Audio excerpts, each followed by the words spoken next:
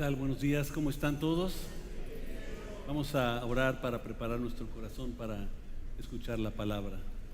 Padre Celestial, te damos muchas gracias por la oportunidad que nos das nuevamente de estar reunidos. La palabra dice que esa es la posición que nos trae bendición y vida eterna. Por lo tanto, Señor, abrimos nuestro corazón para poder recibir tu palabra, ser confrontados y ser transformados por ella. En el nombre de Jesús. Amén. Amén.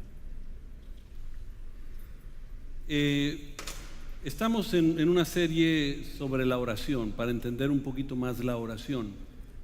Hoy quiero darles 4 principios que aprende David a través de la situación. Y yo le he subtitulado a esta enseñanza cuando ya no hay nada que hacer. Y no sé si te has encontrado en la vida en algún momento donde ya intentaste todo y no funciona nada. Y cuando estamos en esa condición, hay 4 cosas que yo aprendo de la vida de David en Segunda de Samuel. Entonces, si tienes tu Biblia, ábrela por favor a Segunda de Samuel capítulo 15. Capítulo 15. Si tienes tu dispositivo móvil, no abras WhatsApp, abre la Biblia, Segunda de Samuel capítulo 15, y vamos a leer, voy a tomar básicamente una idea de todo el capítulo, pero voy a leer solo algunos versículos que nos dan un contexto de todo lo que está pasando. En capítulo 15, empezando en el versículo 13, y voy a hacer algo que no acostumbramos mucho a hacer nosotros, pero creo que es una costumbre muy buena en reverencia a la lectura de la palabra. Quisiera que nos pongamos de pie para escuchar la palabra. Segunda de Samuel capítulo 15, versículo 13, y voy a leer hasta el 15. Pronto llegó el mensajero a Jerusalén para decirle a David: todo Israel se ha unido a Absalón en conspiración en su contra. Entonces debemos huir de inmediato, si no será muy tarde. David dijo a sus hombres: apresúrense. Si salimos de Jerusalén antes de que llegue Absalón, tanto nosotros como la ciudad nos salvaremos del desastre. Estamos con usted, respondieron sus consejeros. Haga lo que mejor le parece. Y ahora pasamos al versículo 25 y leemos esta parte hasta el 27. Dice: luego el rey le dio instrucciones a Sadoc para que regresara el arca de Dios a la ciudad. Si al Señor le parece bien, dijo David, me traerá de regreso para volver a ver el arca y el tabernáculo. Pero si él ha terminado conmigo, entonces dejemos que haga lo que mejor le parezca. El rey también le dijo al sacerdote Sadoc: mira, este es mi plan. Tú y Abiatar deben regresar a la ciudad sin llamar la atención, junto con tu hijo Ahimaas y con Jonatán, el hijo de Abiatar. Noten la condición ya del corazón de él. Dice que regrese el arca, y si Dios quiere que yo regrese ahí, bien, y si no, Dios sabe que... Terminemos leyendo el 30 y pongan mucha atención al 30, porque esto dice mucho de lo que estamos queriendo entender hoy. Entonces David subió el camino que lleva al monte de los olivos, llorando mientras caminaba. Llevaba la cabeza cubierta y los pies descalzos en señal de duelo. Las personas que iban con él también cubrieron la cabeza y lloraban mientras subían el monte. Dios bendiga su palabra. Por favor, tomen asiento. No sé si ustedes se han encontrado en algún momento en la vida donde la situación ya está tan tétrica, no importa qué haces, parece que empeora cada vez más. No sé, hay situaciones económicas, a veces situaciones familiares, a veces situaciones personales, pero hay ocasiones donde la situación está tan tétrica que no sabes qué hacer. Y yo recuerdo un momento en mi vida donde estaba pasando por una lucha muy difícil en mi vida, muy dura, y el único fue un amigo que yo tengo, se llama Marcos Witt, ustedes saben quién es, pero me habla en ese momento. Se salió de una junta que él tenía y me habla, dice: Dios puso en mi corazón que te hablara, y le comenté todo lo que estaba pasando. Y llegó el momento donde él dice: la verdad, Fermín, ya no sé qué decir. Vamos a ponernos a orar en el Espíritu, es todo. Porque hay momentos donde o hay dificultades en la vida donde ya uno no sabe qué más decir. Y curiosamente, en esas situaciones en la vida, en desesperación tomamos decisiones que empeoran la situación. Porque tomar una decisión en un momento de crisis es muy, muy, muy difícil. Tienes que tener mucho cuidado, tienes que tener mucha guianza, pero tomar en ese momento una decisión provoca algo que desprende muchas cosas más que vienen a tu vida. Y por eso, por ejemplo, hoy en día en la sociedad vemos gente que vive en desesperación. La gente está desesperada, ya no sabe qué hacer. Por eso vemos el índice de suicidios que siguen incrementando, porque hay una desesperación. La gente hoy en día trata de buscarle, dice, son problemas psiquiátricos, psicológicos, químicos. No, es mucho más que eso. Muchos de ellos han llegado al tope de lo que pueden hacer y ya no saben qué más decidir. Bueno, esa es la situación que está pasando el rey David. El rey David se le desmoronó toda la vida. Y curioso, porque el título que la Biblia tiene para el rey David es un hombre conforme al corazón de Dios. ¡Qué increíble! Qué increíble tener ese título. Me encantaría que la gente me conociera así: hoy el hombre conforme al corazón de Dios. Pero David tenía otras cosas que venían junto con eso. A pesar del título que él tenía, que se le había otorgado desde mucho antes, él fue un asesino, un adúltero, traía una familia tóxica a más no poder. Imagínense, uno de sus hijos violó a una de sus hijas, su media hermana, la violó. El otro, y curioso, porque antes de eso le estuvieron diciendo a David, oye, hay un problema, está acosando tu hijo a su media hermana, esto es lo que está pasando. Y le estaban diciendo, pero David, una de las cosas que él tenía fue un gran rey, y después de este incidente y esta confrontación con Dios, su vida totalmente cambió, pero él fue un padre muy desconectado de su familia. Él nunca confrontaba las situaciones. No sé si él era como muchos de nosotros, que queremos cerrar los ojos y abrirlos y ya todo está solucionado. No sé si te pasa a ti eso, pero a veces uno dice: hoy voy a cerrar los ojos, voy a dormir, voy a despertar y todo va a estar bien en casa. Y despiertas y está peor que nunca. Y esa es la realidad. Y él nunca quiso confrontar la situación, y Absalón le decía una tras otra vez y ese reclamo, pero él también rechazó a Absalón, hasta que finalmente Absalón toma el acto en sus manos y va y mata a su medio hermano. Él se encarga de eso. Pero no solo eso, empieza una rebelión en contra de un padre que está desconectado. O sea, ¿cómo puede ser rey y estar tan desconectado de su familia? Ha de estar desconectado de la gente. Entonces empieza a buscar. Hubo una reconciliación en el capítulo 14. Tú ves la reconciliación entre Absalón y David, pero fue una reconciliación falsa. Porque él nunca tenía la intención de buscar a Dios, de reconciliarse con él. Tenía la intención de rebelarse contra su propio padre, porque era un padre desconectado. Entonces, y uno pudiera hablar de la condición o la falta como padre o como persona que tuvo David. Todos tenemos falta. No creo que hay un padre aquí que haya hecho todo exacto como debe de ser y uno dice: pues qué bueno, todo me salió bien. No, o sea, a veces estamos y nos falla y tomamos decisiones y fue un error, pero no vamos a hablar de eso en David. Lo que sí vamos a hablar es que cada vez la situación en su vida seguía incrementando hasta que ya no sabía qué más hacer. A tal grado que llegan sus hombres y le dicen: ¿saben qué? Se está rebelando la gente contra ti. Y él mismo escribe en Salmo 3, dice: el ejército que viene, la gente se amontona en mi contra y y crecen los ejércitos contra mí, porque él está viviendo el capítulo 3 de los Salmos, está viviendo este momento.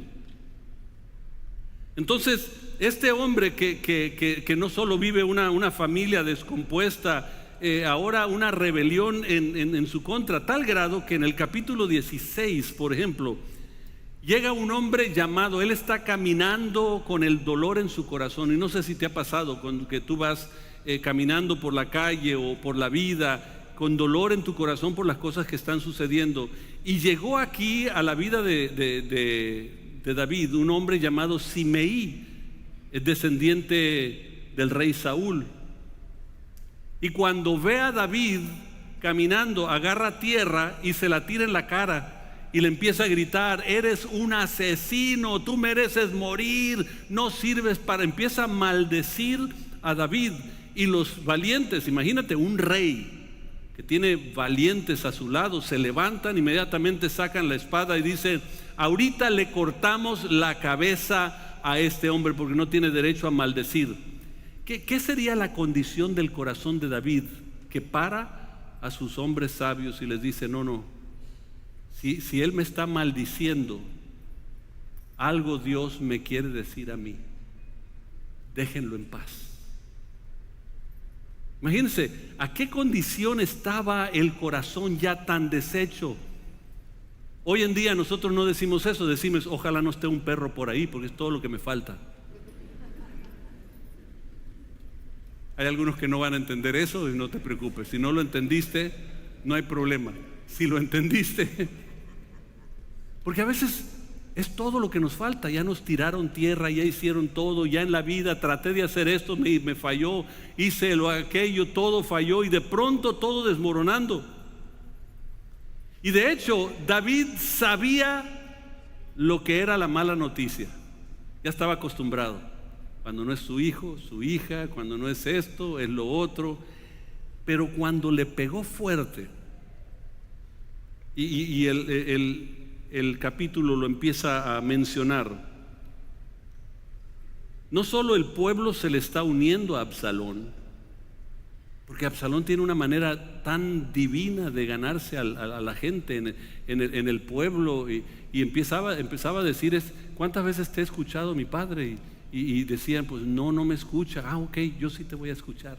Y los abrazaba y los recibía, y de pronto la gente decía: este debe de ser nuestro rey. Y ese fue lo que empieza a crecer. Pero lo que le pega más fuerte a David fue un hombre llamado Ahitofel. Hay todo un mensaje en eso, y algún día si podemos compartir de Ahitofel, compartimos de eso. No voy a desviarme en esto, pero la Biblia dice que era el hombre más fiel que tenía David.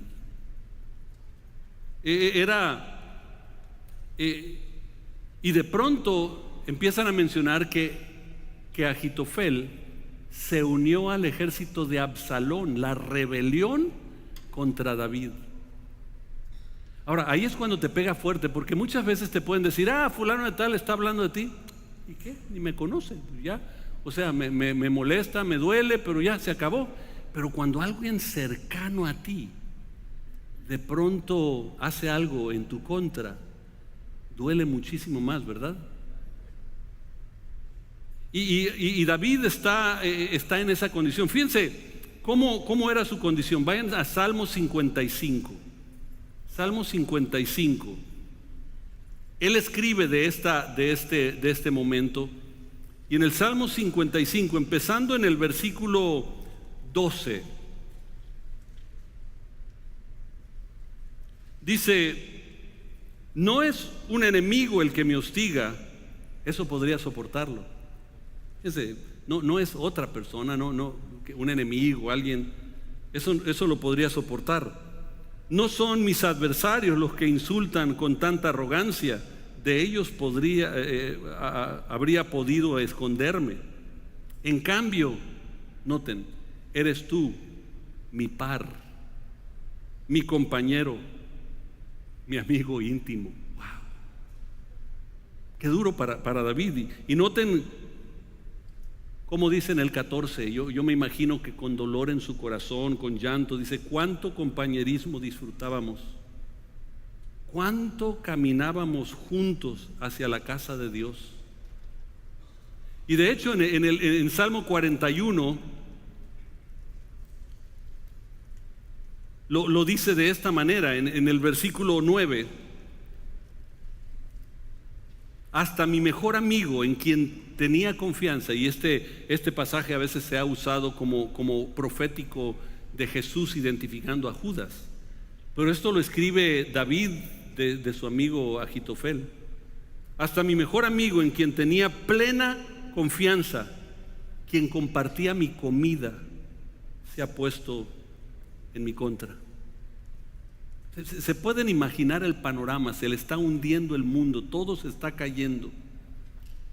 Entonces yo veo en el capítulo 15 de Segunda de Samuel 4 cosas que hace en su oración David, que es cosa que nosotros debemos de practicar. Si tú estás tomando nota, toma nota de esto. Número 1, declara el lugar donde está santo. Lo primero que se hace, se sale de su comodidad. Sale de la ciudad donde él reina, donde está su trono, donde está su comida, su casa. Se sale de su comodidad y se quita las sandalias de los pies. Y si ustedes recuerdan en Éxodo, cuando Moisés se encuentra con Dios, la zarza ardiendo, lo primero que Dios dice: si vas a entrar a mi presencia, tendrás que entrar descalzo. Quítate tus sandalias. Porque el lugar que pisas, dice, es santo. Entonces lo que David está haciendo es, no solo se sale de su comodidad, empieza a declarar, quitándose las sandalias, el lugar donde está santo. Se sale de su trono, de su reino, de su ciudad, y se dirige hacia el monte de los olivos, un lugar donde en Jerusalén, aquellos que han tenido el privilegio de ir, y ahora en octubre vamos a estar yendo de nuevo, al lado de Jerusalén hay un valle, y en el valle, en la parte de arriba, tú puedes ver Jerusalén, y de ahí profetizó varias veces Jesús sobre Jerusalén. Y ahí quiere ir porque ahí es donde se adoraba a Dios. Él estaba buscando el lugar de la presencia de Dios. Ahora, ¿por qué digo eso? Porque él buscaba el lugar no el lugar donde él fue en Hebrón, por ejemplo, donde él fue ungido como rey.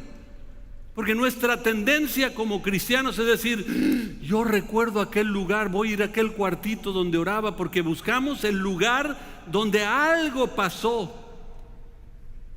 No fue en el valle de Elá, donde él conquistó, donde tuvo su gran victoria contra Goliat. Podía haber dicho: yo voy a regresar allá porque ahí es donde Dios me ayudó a ganarle al gigante y ahí voy a poder vencer. No, lo que él quería era tener una nueva experiencia con Dios.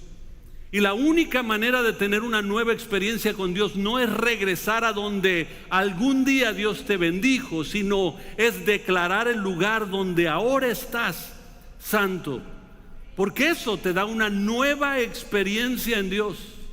Ahora, ¿qué quiero decir con todo eso? ¿Dónde está el lugar santo? Pues puede ser en cualquier lugar. Hay un pastor que escribe un libro sobre el cambio de que hubo en uno de sus feligreses que iba a la iglesia. Y él quería que tuviera una experiencia con Dios, y le decía: oye, tú necesitas tener una experiencia profunda con Dios. Y dice: yo no tengo tiempo para eso. Un hombre muy rico, que sus empresas seguían creciendo, pero su familia se empezó a desmoronar. Todo en la vida le empezó a caer. Tenía dinero al por mayor, pero todo lo demás se le estaba desmoronando, y nada del dinero podía comprar eso, hasta que finalmente se acordó de las palabras del pastor y decidió comprarse una silla, una mecedora, que él, mudándose al estado de Colorado, en su casa, una casa preciosa, en la parte al lado de la cocina había un lugar que tenía una ventana que daba a su patio extraordinario. Allí puso la mecedora, se compró una Biblia y todos los días, en la mañana, lo primero que hacía, se iba a la mecedora, abría su Biblia y empezaba a dialogar con Dios. Su vida empezó a cambiar. Todos empezaron a notarlo. A tal grado que cuando él falleció, llamaron al pastor y le dicen: queremos que usted venga al funeral y diga palabras. Y cuando él llega, va a la casa y le pregunta a la viuda, a la esposa, le dice: oye, ¿y cómo fue su cambio? Porque recuerdo que era muy apático a las cosas de Dios. Y dice: algo empezó a suceder. Y ahí en esa silla, y apuntó a la silla, dice: en esa silla empezó a tener un encuentro con Dios. Se la pasaba ahí en las mañanas, todas las mañanas venía y abría la Biblia y tomaba notas y hacía cosas, y ahí dice, y ahí su vida empezó a cambiar. Ese fue su lugar santo. Dice: ahorita el dilema que estamos teniendo es que nadie se está peleando por el dinero de papá, se están peleando por la silla de papá, porque aquello que transformó su vida. Y yo te pregunto: ¿dónde está tu lugar santo? Donde tú puedas llegar a ese lugar y decir: este es el lugar. Pero déjame pintártelo de otra manera. Cuando yo estaba jovencito, porque hay momentos donde tú necesitas dejar de correr y empezar a enfrentar cosas en la vida.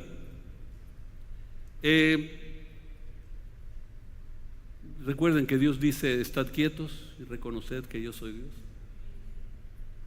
Pero hay momentos donde tú tienes que pararte y decir: yo cuando iba a la escuela, de pronto, así donde me ven, sí era peleonero.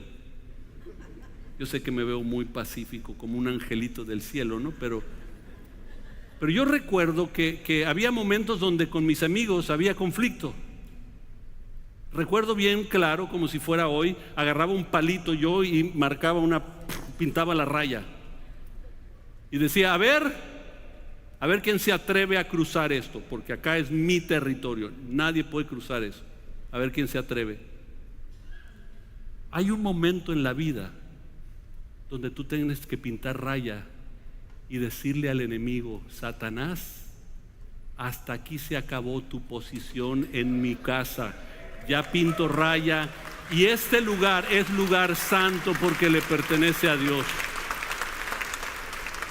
Fíjense, el diablo tiembla cuando declaras un lugar santo. Tiembla cuando declaras un lugar santo. Él no tiembla cuando vas a la iglesia. Él no tiembla cuando cantas. Pero cuando tú decides declarar algo y entregárselo completamente a Dios, en ese momento Él tiembla, porque el anhelo de Él es destruirte totalmente.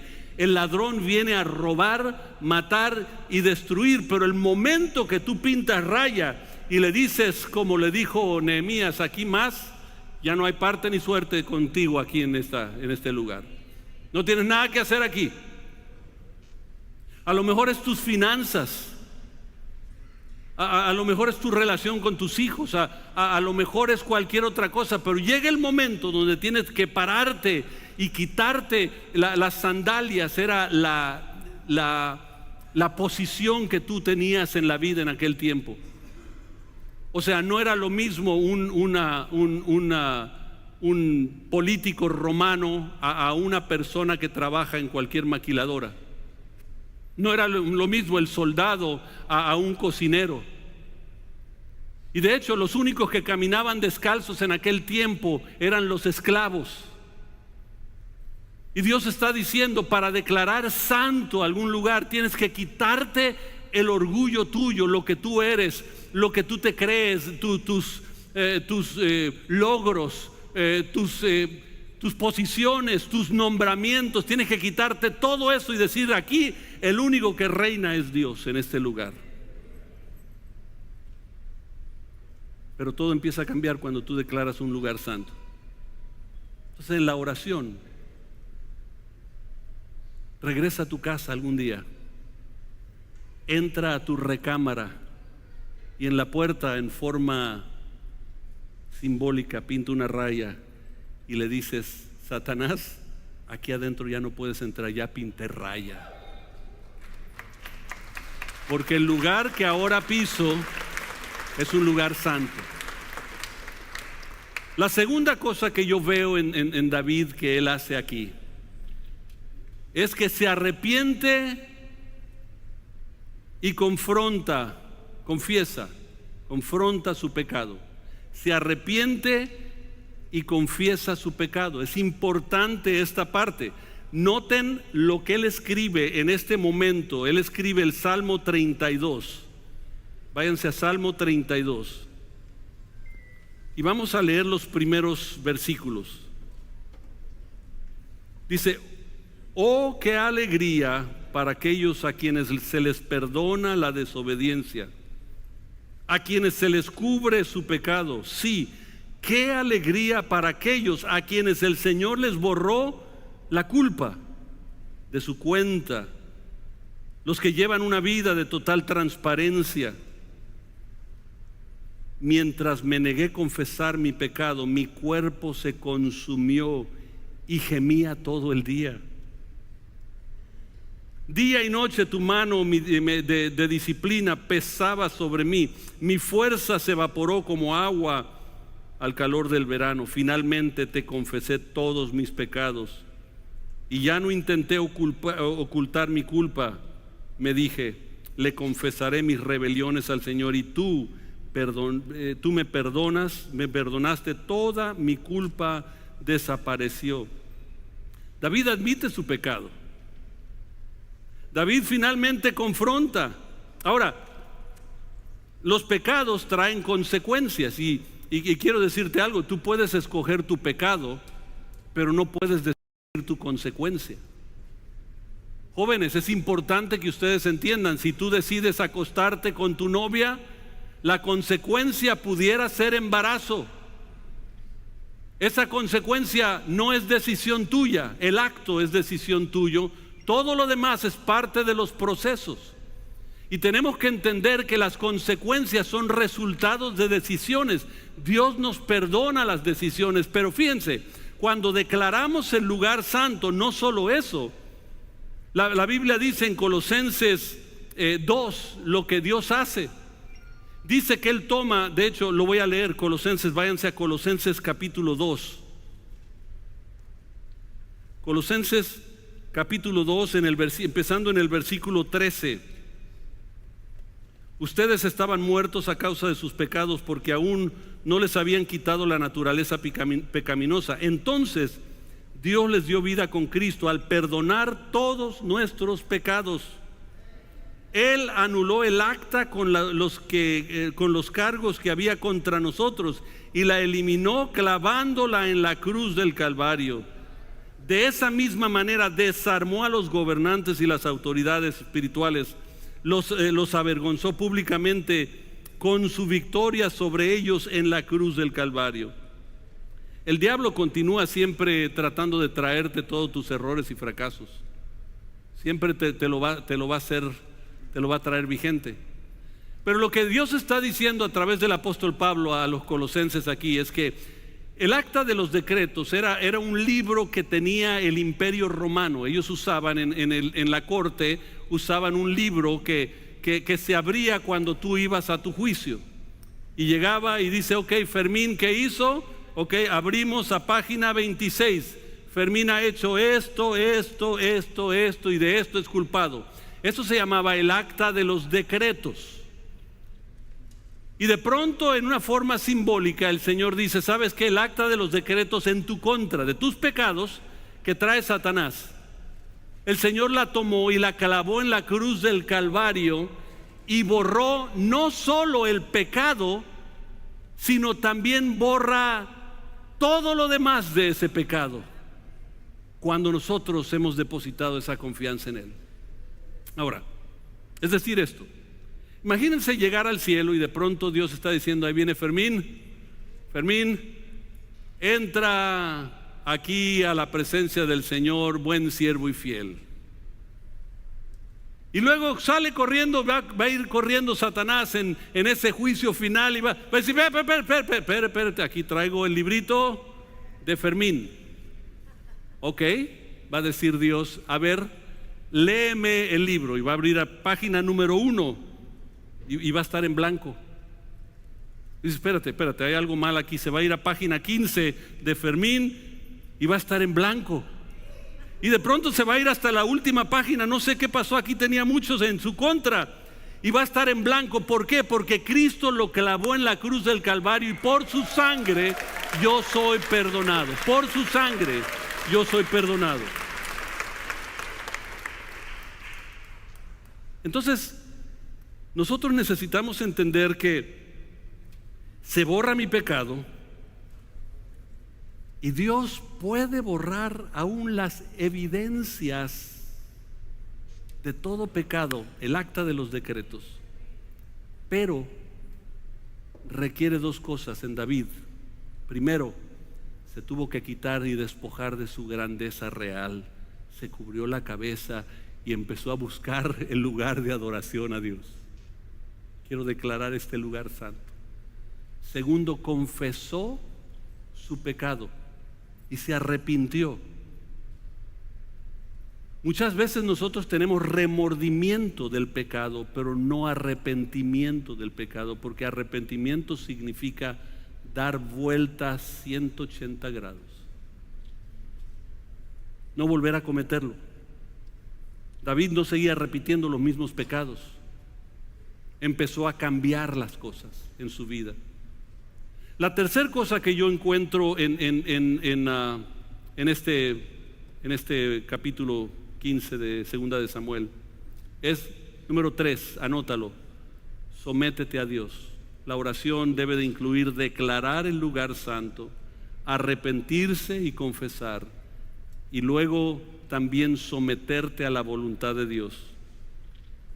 Segunda de Samuel 25 dijo, ¿sabes qué? Le doy instrucción a Sadoc, regresa con el arca. Si al Señor le parece bien, me va a regresar. Y si no, que se haga conforme a su voluntad. Jesús, orando en el huerto, dijo, Señor, si esta copa puede pasar de mí, que se pase, pero que no sea hecha mi voluntad, sino la tuya. Es básicamente decir, Señor, yo entiendo lo que yo hice y lo voy a enfrentar, pero que se haga tu voluntad en mi vida, no la mía.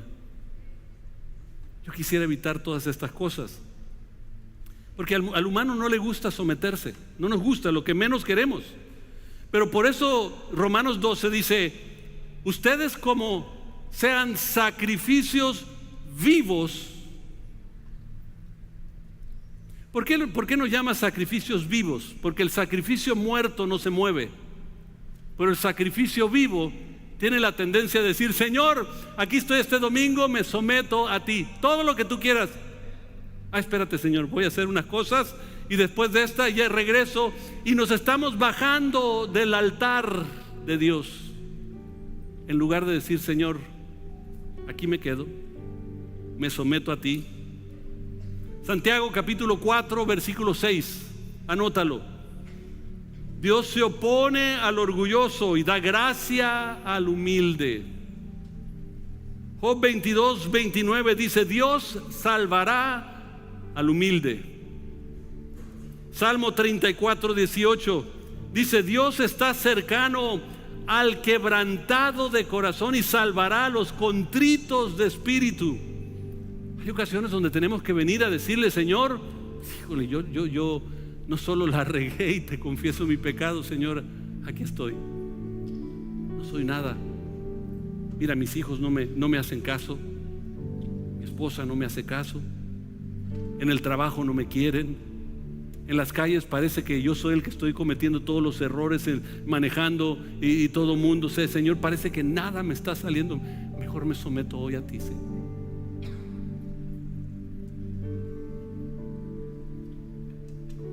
Señor, haz tu voluntad en mi vida. Y número 4, para ya terminar, se me acabó el tiempo. Número 4, confía que Dios te librará. Confía que Dios te librará. Fíjense cómo escribió en esta ocasión David en Salmo 125.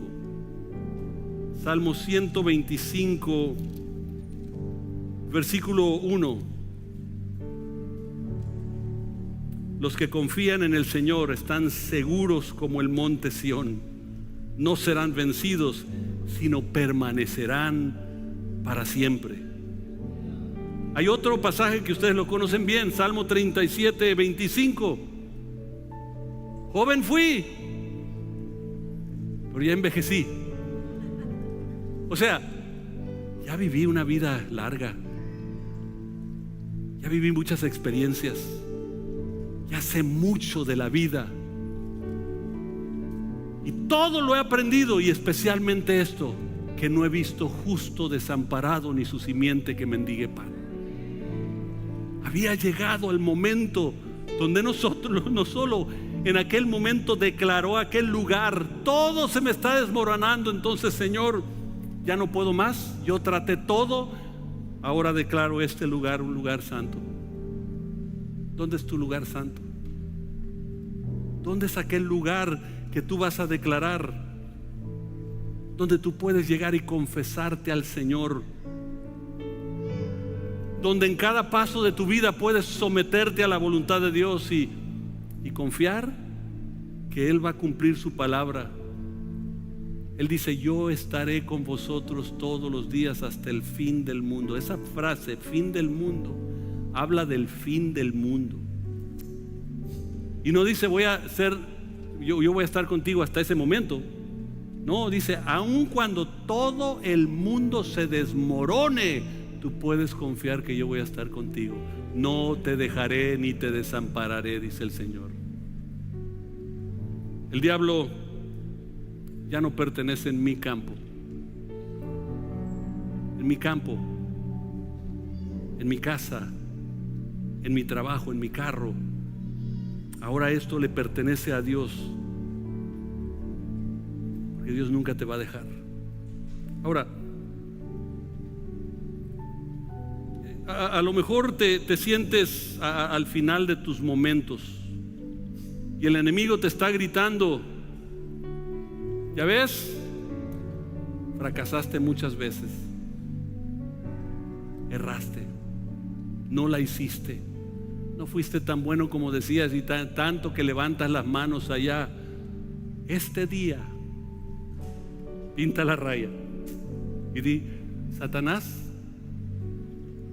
acá ya no puedes pasar, porque este lugar es un lugar santo.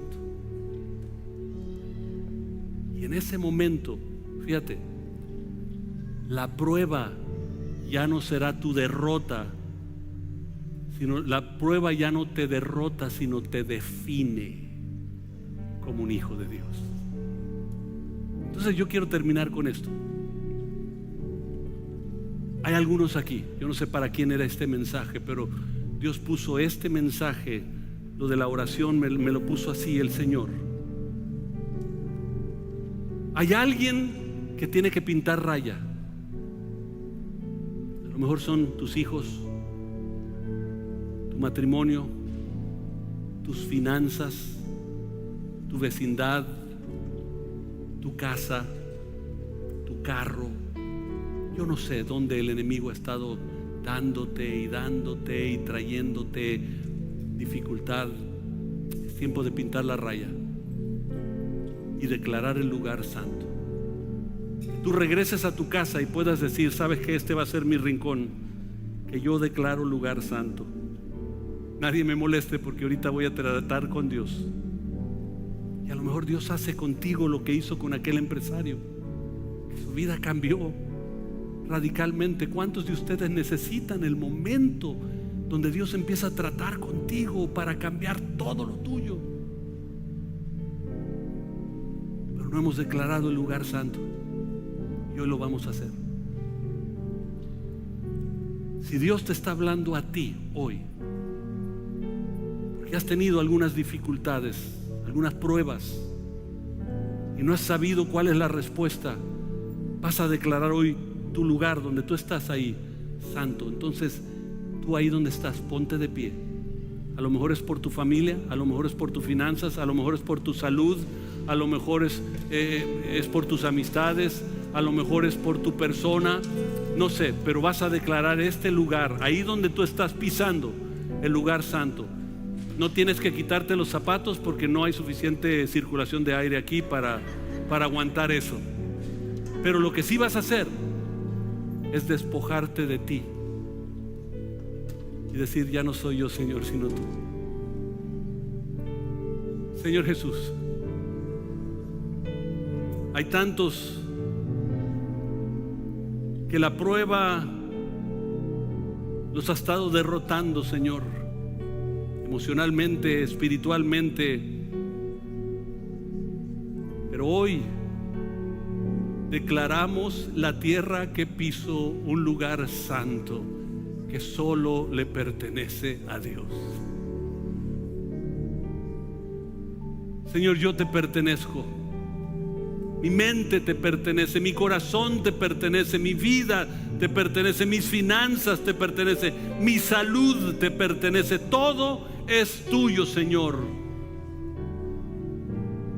Y te confieso a ti mis errores, Señor. Perdónanos por haberte olvidado, por haberte puesto en segundo lugar o tercer lugar, Señor, y nos rendimos totalmente a ti y confiamos que tú vas a hacer el milagro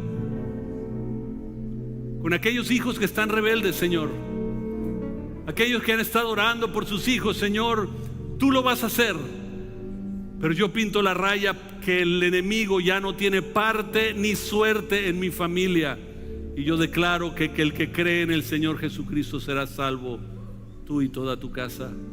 Confío en tus promesas, Señor, en el nombre poderoso de aquel nombre que es sobre todo nombre, aquel nombre en el cual tiemblan los demonios, Jesucristo, en el nombre de Jesús. Señor, si hay personas aquí que no te conocen, que hoy puedan decir: Señor, te recibo a ti como Señor y Salvador, en el nombre poderoso de Jesucristo. Ahora dale gracias, Señor, te doy gracias. Dice que David subió y adoró. David subió a aquel lugar donde todos adoraban. Adora en el nombre de Jesús. Te doy gracias, Señor. Te doy gracias, Señor. Gracias, Señor. Qué bueno es Dios, ¿verdad? Pinta la raya. Dile al enemigo que ya no tiene parte. Confía en las promesas de Dios mejor. Que esta semana sea una semana llena de bendición. Que todo lo que hagas, lo que digas, lo que toques, lugar que pise la planta de tu pie, sea prosperado en abundancia en el nombre poderoso de aquel nombre que es sobre todo nombre, Jesucristo. El Señor les acompañe y les guíe. Haga resplandecer su rostro sobre ustedes. Tenga de ustedes misericordia y pongan ustedes paz. Al salir de este lugar, ámense unos a otros. A la salida hay unos separadores de cómo orar el Padre Nuestro que hemos hecho. Las puedes llevar si tú quieres. Que Dios les bendiga.